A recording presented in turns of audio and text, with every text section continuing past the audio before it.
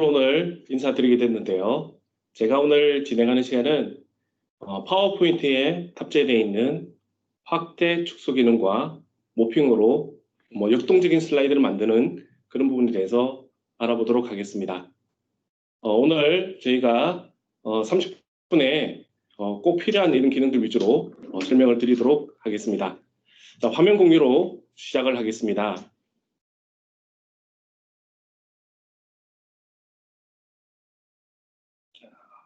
화면 공유.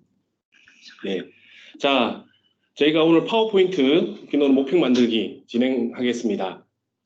저는 배준호입니다. 현재 스몰투빅의 대표로서 여러 가지 비즈니스 스킬에 대한 이런 교육을 진행을 하고 있습니다. 저는 MVP 활동은 2007년도부터 지금 현재까지 진행을 하고 있고요. 그 외에도 다양한 이런 활동을 하고 있습니다. 오늘 이제 확대 축소 기능에 대한 부분을 진행할 텐데요. 저희가 확대 축소와 모핑 기능 아마 다 들어보신 적은 있으실 겁니다. 모핑 기능은 최근에 많은 사용자들이 사용을 하고 있어서 이미 익히 들었을 텐데 확대 축소 기능은 생각보다 많이 사용을 하지 않더라고요. 이 두 가지 기능을 한마디로 표현하면 예전에 우리가 많이 활용했던 이런 프레지라는 슬라이드웨어를 기억하실 겁니다. 줌 기반에서 뭔가 보여주는 이런 역동적인 슬라이드였는데요. 이 프레지 기능이 파워포인트의 확대 축소 또는 모핑 기능으로 사용이 가능합니다. 그래서 이제 확대 축소와 모핑 기능에 대해서 자세히 알아보도록 하겠습니다. 확대 축소는 삽입 탭의 링크 그룹에 확대 축소라는 메뉴를 이용해서 사용이 가능합니다. 여기 버튼이 보이시는 것처럼 버튼이 있는 형태로 보이시는 것처럼 아마 보이실 거고요. 모핑 기능은 동작은 애니메이션처럼 되지만 얘는 애니메이션 기능이라기보다는 전환 기능입니다. 슬라이드와 슬라이드의 전환 기능으로서 전환 탭을 누르면 모핑 기능이라는 것들이 사용을 하실 수가 있게 됩니다. 우리가 모핑 기능, 파워포인트의 모핑 기능과 확대 축소 기능은 모든 버전에서 사용이 가능한 건 아니고요. 이제 확대 축소 모핑을 사용하려면 마이크로소프트 365 파워포인트 PC 버전이나 맥용 버전에서 사용이 가능하고요. 설치용 버전에서는 파워포인트 2019 버전에서 사용이 가능하게 됩니다. 모핑 기능과 확대 축소 기능을 만들어 놓으면 다른 버전에서 그러면 사용을 할 수 없느냐 이런 질문을 많이 받게 되는데요. 아쉽게도 확대 축소 기능은 지원이 하지 않는 버전에서는 제대로 동작이 하지 않고 있고요. 대신에 모핑 기능 같은 경우는 파워포인트 2016 버전, 빌드 1511 또는 설치 버전에서 16점 빌드 번호가 16점 이렇게 나가는 버전, 그리고 업데이트가 설치가 되어 있는 버전에서는 정상적으로 모핑 효과를 새로 만들 수는 없지만은 정상적으로 동작이 됩니다. 그래서 요즘에 최근에는 업데이트를 잘 하고 계시기 때문에 아마 기존의 다른 곳에서 만들어진 모핑 효과도 충분히 사용이 가능하리라 생각이 듭니다. 확대 축소 기능에 대해서 이제 본격적으로 좀 알아보도록 하겠습니다. 확대 축소 기능을 이용하게 되면 좀 뭔가 그 줌이나 줌인 줌아웃 되는 이런 기능을 이용해서 다양한 효과로 사용자의 이해를 도울 수 있는데요. 예시로 제가 이런 대시보드를 하나 만들어 왔습니다. 저희가 이런 대시보드를 보게 되면 전체적인 어떤 현황이나 이런 것들을 한 화면에서 크게 보여주는 입체 장점 때문에 대시보드를 많이 활용하는데요. 지금 만들어진 이 대시보드는 기존의 슬라이드를 확대 축소 기능을 이용해서 삽입을 한 경우입니다. 그래서 대시보드로 전체 현황을 보여주다가 내가 이동하고 싶은 슬라이드가 있으면 그냥 버튼을 클릭을 하게 되면 바로 그 해당 슬라이드로 이동이 되면서 보여주게 되는 겁니다. 이전으로 돌아가기 위해서는 다시 클릭을 하거나 아니면 확대 축소 기능에서 단축키는 Shift 위쪽 화살표, Shift 키를 누른 상태에서 위쪽 화살표를 누르게 되면 다시 전체 화면으로 이동이 되게 됩니다. 그래서 원하는 화면으로 이렇게 이동해서 내용들을 설명하고 다시 원래 상태에서 대시보드로 가서 해당하는 내용들을 살펴보면서 설명이 가능하게 됩니다. 우리가 여러 가지 보고하는 경우가 많은데요. 그런 슬라이드를 일일이 대시보드로 만들어서 표현하는 것이 아니라 슬라이드 한 장씩 만든 다음에 나중에 대시보드로 확대 축소 기능을 이용해서 대시보드처럼 한 장에 이렇게 표현하는 것으로도 충분히 발표가 가능하게 되는 겁니다. 확대 축소 기능을 좀 다르게 또 사용하는 것들로 한번 보여드리겠습니다. 이번에 저희가 오피스 365, 마이크로소프트 365 부트캠프 행사할 때 발표자에 대한 사진입니다. 예를 들면 이 발표자가 어떤 내용으로 발표를 하는지를 좀 알고 싶다고 하면 역시 마찬가지로 클릭을 하게 되면 해당하는 페이지로 이동이 돼서 보여주는 이런 효과를 가질 수 있습니다. 그래서 이런 효과, 근데 사진이랑 이런 모양이 좀 다르지만은 이런 효과가 얼마든지 가능하고요. 역시 이렇게 보여주면서 이동이 가능하게 되고요. 다음 세션도 이렇게 소개가 됩니다.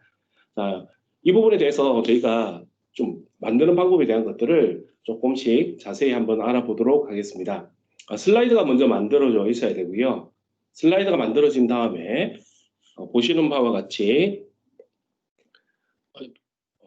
이 삽입 탭에 확대 축소 기능으로 이동을 하게 됩니다.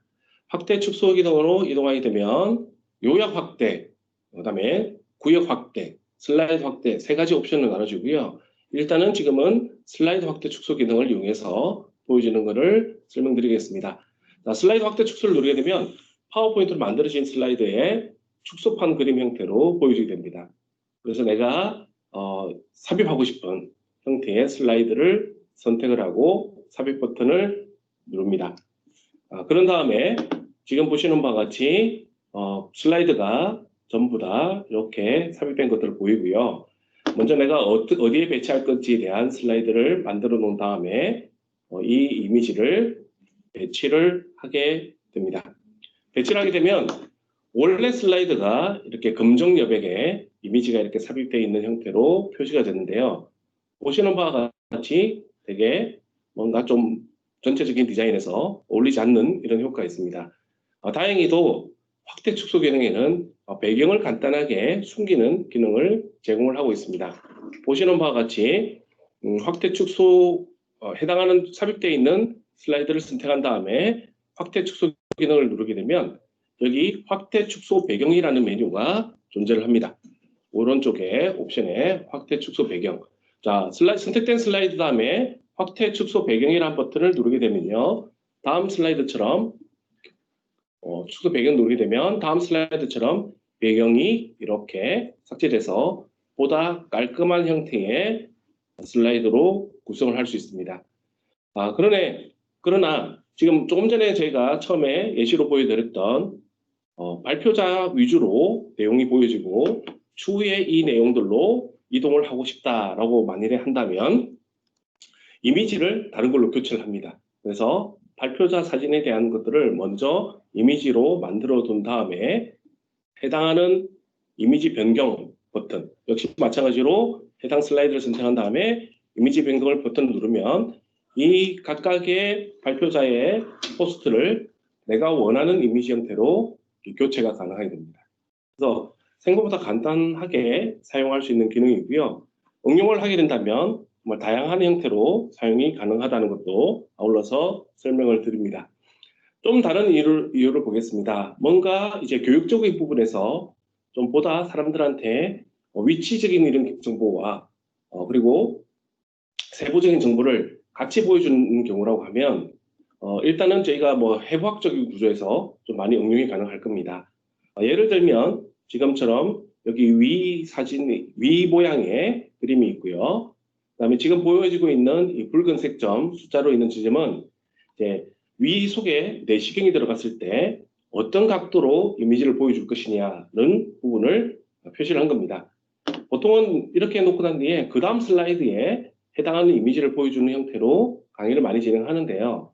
위치적인 이런 부분과 세부적인 내용들을 같이 보여준다면 훨씬 듣는 사람들의 이해도를 높일 수 있게 될 겁니다. 그래서 동일한 방법으로 확대 축소를 이용해서 각각의 요 지점에 이미지를 집어넣은 다음에 요 붉은색 점 부분을 그림으로 전한 다음에 확대 축소로 집어넣었던 이미지를 요 붉은색 점의 도형으로 교체를 한 겁니다.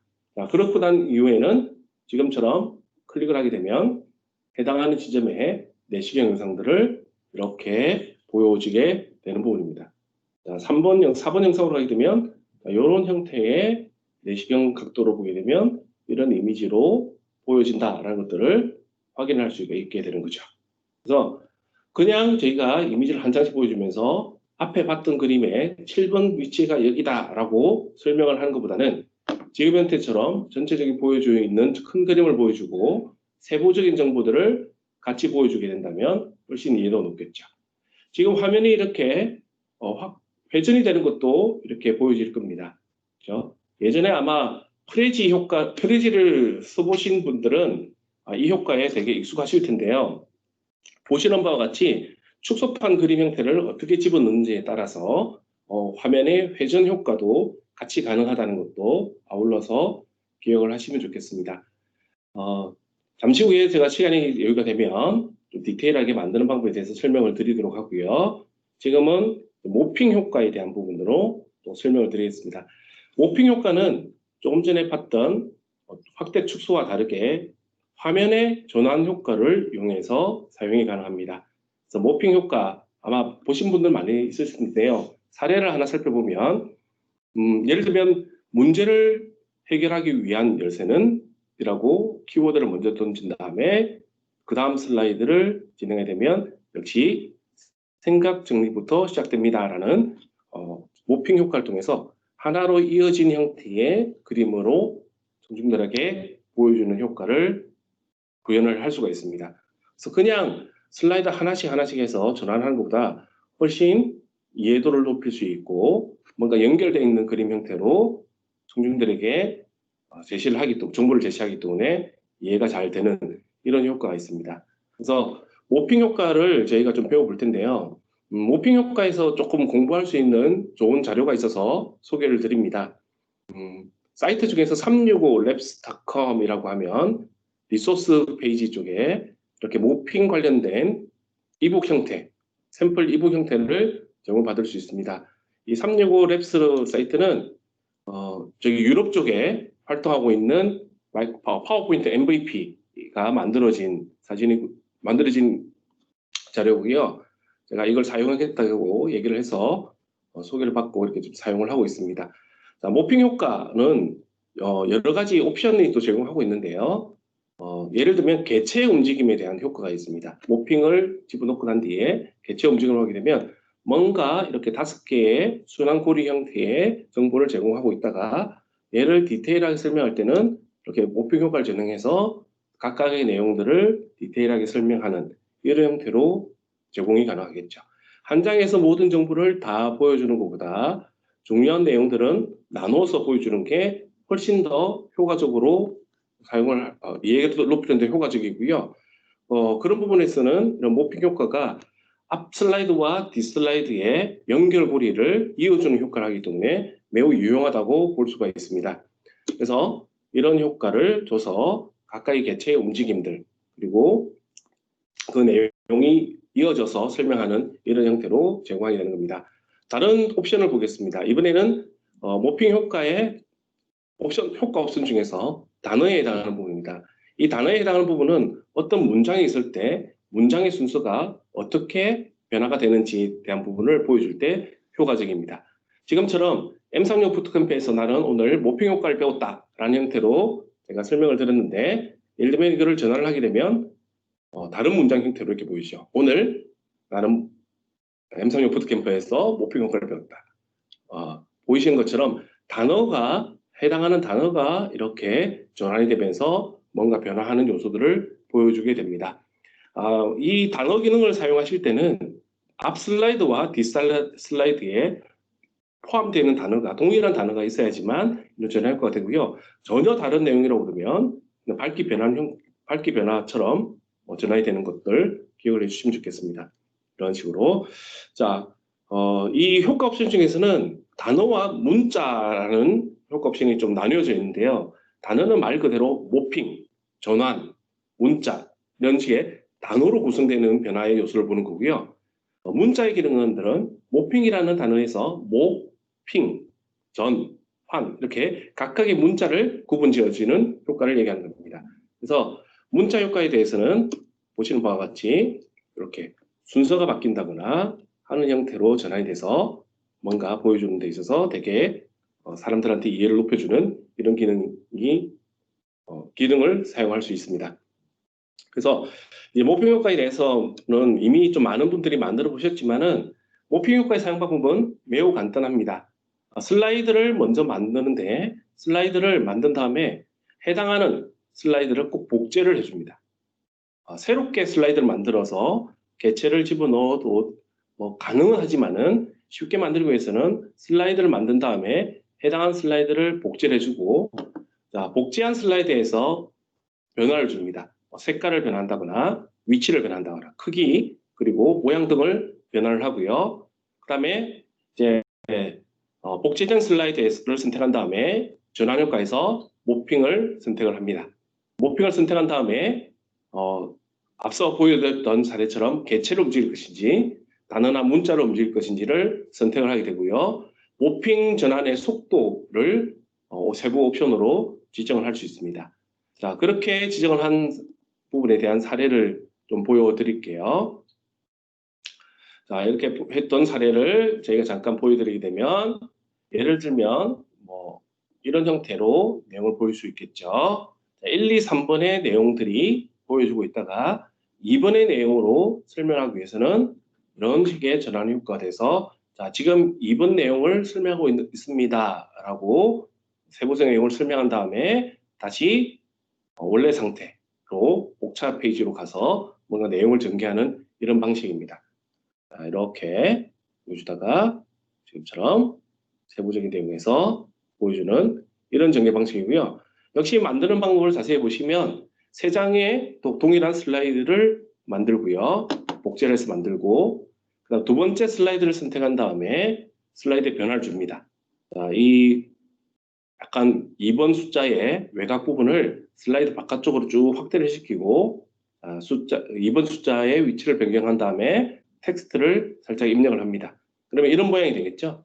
이런 모양이 되면 2번과 3번의 슬라이드를 선택한 다음에 모평 효과를 주게 되면 보시는 바와 같이 앞에서 보는 바와 같이 지금처럼 이런 효과들이 구현이 가능하게 되는 겁니다. 그죠? 되게 쉽게 사용이 가능하고요. 다만 좀 주의하실 점은 앞 슬라이드와 뒷 슬라이드를 어떻게 연결고리를 만들어서 해야 될지는 이제 발표자가 잘 준비를 해야 되는 이런 부분입니다. 자, 이런 부분들 꼭 기억해서 봐주시면 좋겠고요. 자, 그 다음에 저희가 다른 효과를 좀 보겠습니다. 자, 조금 더 비주얼하게 보여주게 되면 먼저 어떤 내용들이 보여주고 있다가 이 내용이 다음과 같이 이렇게 전환이 되는 겁니다. 자, 이런 식으로 전환이 돼서 비주얼하게 보여지는 이런 부분들이 있죠. 그래서 자, 이거는 두 장의 슬라이드를 만든 다음에 뒤에 배경에다가 그림의 위치만을 움직여서 표시를 해주는 겁니다. 위치와 텍스트를 움직여서 보여주는 방식입니다. 제가 축소판 그림 형태로 잠깐 보여드리면 지금처럼 자, 이 슬라이드 화면이 이렇게 하나 배치되고요. 똑같은 슬라이드를 만든 다음에 두 번째 슬라이드에서는 그림의 크기를 좀 조절해주고 그림의 크기를 좀 보시는 바와 같이 조절을 해서 표시해주고 텍스트의 위치를 변경해서 보여주게 되면 조금 전에 봤던 그런 동일한 효과로 변경이 되게 됩니다. 다시 한번 모평 효과를 보여드리겠습니다. 지금 보시는 바와 같이 이 화면이 전환이 되게 되면 이런 형태로 구성이 되는 이런 효과입니다. 그래서 저희가 모핑 효과에 대한 부분에서 이런 형태의 자료들을 예전에는 애니메이션 효과를 한다면 확대 축소 기능, 이동 기능, 밝기 변화 기능 이런 복잡한 기능들을 막 썼습니다. 한 장에 너무 많은 애니메이션 효과가 들어가서 나중에 이걸 추가적으로 편집을 하거나 이럴 때 되게 어려운 점들이 많았었죠. 그런데 이제 모핑 효과에서는 두 장의 슬라이드를 만든 다음에 뭐 뒷장에서의 약간 변화를 주고 모핑 기능을 주게 되면 이런 효과가 쉽게 가능하게 되는 부분입니다. 그래서 자, 모핑 효과에서 저희가 이제 조금 알아야 될 이런 팁에 대한 부분들을 좀 소개를 해드릴게요. 자, 예를 들면 모핑 효과를 한번 써보신 분들은 대부분 아실 겁니다. 자, 모핑 효과를 쓸 때 동일한 도형이 변화되는 것은 쉽게 가능합니다. 그런데 모양이 다른 도형이 모핑 효과를 쓰게 되면 전환이 잘 안 되는 경우가 있습니다. 예를 들어서 지금 이렇게 오각형 별이 있는데요. 이 별을 가지고 뒷장에 모핑 효과를 줬는데 전환을 하게 되면 그냥 단순히 이렇게 밝기 변화 형태로 표시가 됩니다. 좀 전에 봤던 것처럼 그냥 밝기 변화 형태로만 표시가 돼서 구현이 가능한데요. 자, 이거는 그냥 해서는 사실은 안 되고요. 약간은 변화를 줄 수 있습니다. 자, 변화를 줬는데 다른 어떤 차이가 있는지를 한번 보시겠습니다. 자, 이렇게 오각형 별이 육각형 별로 모양이 이렇게 바뀌는 것들을 보실 수가 있습니다. 이렇게. 자, 이런 식으로 변화되죠. 그래서 뭔가 밝기 변화를 그냥 보여주는 것보다 이런 모양이 이런 형태로 뭔가 변화가 된다라는 것들은 우리가 쉽게 모평형으로 구현할 수가 있는데, 자, 이 부분에서는 약간은 우리가 알아야 될 기능이 있습니다. 아주 쉬운 방법으로 사용하는 기능이 이제 업데이트가 됐는데요. 예를 들면 자, 두 개의 다른 도형, 앞 슬라이드와 뒷 슬라이드에서 얘는 복제보다는 새로운 모양으로 삽입을 하게 됩니다. 그 다음에 선택창이라는 기능을 씁니다. 파일에 파일 탭에서 오른쪽 메뉴에 있는 선택에서 선택창이라는 기능을 이용하거나 단축키인 Alt 탭을 누르게 되면 슬라이드 편집 화면의 우측에 선택창이라는 기능이 나와서 각각의 개체를 잠깐 숨기거나 각각의 복잡한 개체가 많은 경우에는 그 개체를 선택하는 데 되게 용이하게 됩니다. 이 선택창이라는 기능에서 보면 이렇게 각각의 도형의 이름들이 이렇게 적혀져 있습니다. 보시는 바와 같이 위쪽 슬라이드에는 꼭지점 5개인 별, 오각형 별이 표시가 되어 있고요.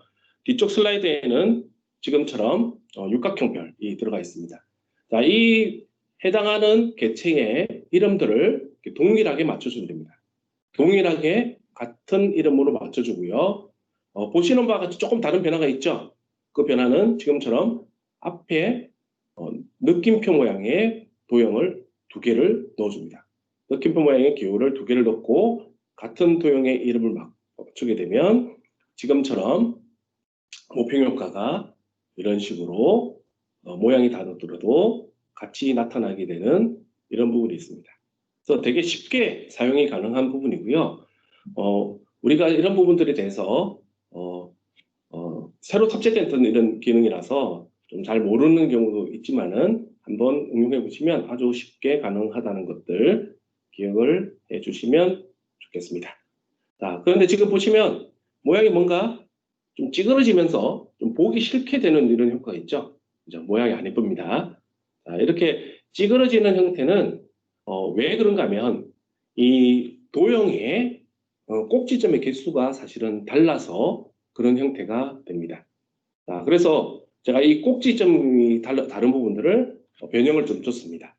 그래서 좀 더 자연스럽게 변형하기 위해서는 앞에 슬라이드에서는 이렇게 찌그러지듯이 뭔가 변화가 생겼는데 변형을 준 다음에는 얘가 자연스럽게 변형이 되는 것들을 확인을 하실 수가 있죠. 자, 이거는 우리가 도형의 꼭지점의 개수를 맞춰주면 되는데요. 예를 들면 지금 현재 이 오각형별에서는 이 각각의 꼭지점의 개수가 10개가 표시가 되어 있고요. 육각형에서는 12개가 이렇게 표시가 되어 있습니다. 그래서 이 오각형에다가 이 꼭지점 개수를 동일하게 맞춰주면 되는 부분입니다. 자, 이걸 맞춰주기 위해서는 오각형 도형을 선택한 다음에 마우스 오른쪽 버튼을 눌러서 해당하는 선에다가 그냥 꼭지점을 추가를 해주면 됩니다. 오른쪽 버튼 눌러서 해당하는 부분에 꼭지점 부분을 전편집을 누른 다음에 꼭지점 부분에서 해당하는 부분에다 점을 추가를 해주면 이 도형의 꼭지점 개수가 12개로 동일하게 되는 거고요. 이 동일한 상태에서 좀 전에 봤던 것처럼 동일한 상태에서는 지금처럼 효과가 지금처럼 효과가 나타나게 되는 이런 부분들이 있죠. 그래서 이렇게 보여드리게 되면 자연스러운 도형으로 변형이 되는 것들을 보실 수가 있게 되는 겁니다. 그래서 이렇게 저희가 몇 가지 이런 규칙만 지키게 되면 훨씬 다양하고 파워풀한 이런 모핑 효과를 사용할 수 있게 된다는 것들 기억해 주시면 좋겠고요. 자, 모핑에 보면 여러 가지 응용할 수 있는 부분들이 되게 많은데요. 예를 들면 크롭 기능에서 대한 부분들도 잘 제공을 합니다. 뭔가 우리가 시스템적으로 뭔가 디테일하게 설명해 줄 때는 스포트라이트 기능 또는 돋보기 기능을 이용해서 자세히 보여주고 싶을 때가 있거든요. 그런 부분들을 우리가 구현할 때는 예를 들면 제가 한번 구현해 봤는데요. 자, 이렇게 해당하는 도형에 대한 부분이 나오고 그 다음에 확대가 됩니다. 그 다음에 얘가 이동 효과가 이렇게 만들어지는 것들을 보여주죠. 이동도 보면 전체적으로 스무스하게 그냥 도형이 그냥 이동이 되는 게 아니라 뒤에 확대된 상태에서 돋보기를 직접 움직이는 것처럼 해당하는 부분들이 움직이게 되는 부분인데요. 이런 자연스러운 효과로 구현합니다. 자, 이 부분은 파워포인트에서 잠깐 설명을 드리면 두 가지 도형에서 관련되어 있는 내용을 만들고 해당하는 내용에 대한 부분들을 겹친 겁니다. 예, 제가 원본 그림으로 한번 돌려볼게요. 그림 크기 다시 설정 누르면 해당하는 도형에다가 원으로 크로핑을 하고요. 확대들을 준 다음에 목표 효과를 주게 되면 보시는 바와 같이 해당하는 부분들이 이렇게 전환 효과가 이렇게 돋보기 기능으로 확대되는 것처럼 보여지는 효과를 구현을 할 수가 있게 됩니다. 그래서 우리가 이게 모핑 효과를 가지고 생각할 수 있는 것들이 많이 가능해졌고요. 자, 이런 부분들을 대신에 남발해서 사용하는 것들은 조금 주의해서 쓰시면 좋겠습니다. 내 생각을 좀 상대방에게 보다 잘 든다라는 도구로서 이런 애니메이션 효과를 쓰는 것들을 추천드리고요. 신기해서 막 집어넣게 되면 사실은 많은 사람들이 오히려 더 혼란이 올 수 있고 또 예전에 프리즈가 처음 등장했을 때 사람들이 이야기의 흐름을 이용해서 주민 줌아웃을 쓴 것이 아니라 그냥 효과가 신기해서 주민 줌아웃을 쓰거나 아니면 빙글빙글 돌리거나 해서 오히려 프리즈를 처음 보는 사람들은 어지럽다. 그래서 멀미가 난다라는 표현을 많이 했었습니다. 자, 파워포인트의 확대 축소 기능과 모핑 기능 역시 마찬가지입니다. 남발해서 쓰게 되면 아무런 이야기 구조를 가지지 않은 상태에서 남발해서 쓰게 되면 오히려 사람들한테 훨씬 더 정보 전달하는데 오히려 방해 작용이 될 것이라고 생각이 들고요. 그런 부분들만 주의해서 쓰시면 되겠습니다. 마지막으로는 이제 제가 다음 세션 소개를 할 때도 모핑 효과를 전했습니다. 지금 듣는 세션이 저의 확대 축소 기능과 모핑 기능에 대한 내용을 설명했고요. 다음 세션은 지금처럼 이렇게 이준영 MVP님의 팀즈 보안에 대한 이런 내용으로 진행을 하는 겁니다. 역시 마찬가지로 모핑 효과로 이렇게 진행이 되는 것들을 보실 수가 있고요. 슬라이드를 제가 여러 슬라이드 보게 되면 이런 식으로 구성을 할 겁니다. 두 장의 슬라이드를 이렇게 한 장을 만들어서 복제를 한 다음에 두 번째 장에서는 변화만 주는 거죠. 위치의 변화만 줘서 모핑 효과를 걸어주게 되면 지금처럼 이런 효과가 진행이 되는 것도 기억을 해주시면 좋겠습니다. 자, 혹시 궁금했던 사항이나 질문? 화면 공유가 안 되고 있습니다. 그래요. 화면 공유가 끊어졌대요. 네. 화면 공유가 왜 끊어졌는지는 있는데요. 자, 화면 공유 다시 했고요. 마지막 장만 다시 한번 보여드리겠습니다. 자, 지금 마지막 장은 제가 소개 페이지를 가지고 이렇게 목표 효과를 만들었는데요. 이렇게 지금 제 세션이고 다음 세션은 제 이준영 MVP님이 진행하시게 될 것입니다. 라고 세션을 만들었습니다.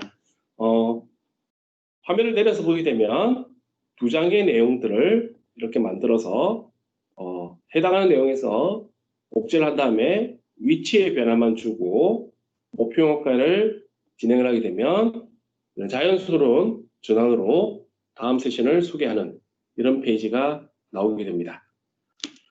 사실 뭐 짧은 시간에 뭔가 이렇게 같이 해보고 하는 것보다는 좀 시연 위주로 또 이 확대 축소나 관련되어 있는 목표 효과를 어떻게 쓸 수 있는지에 대한 부분으로 설명을 드렸습니다.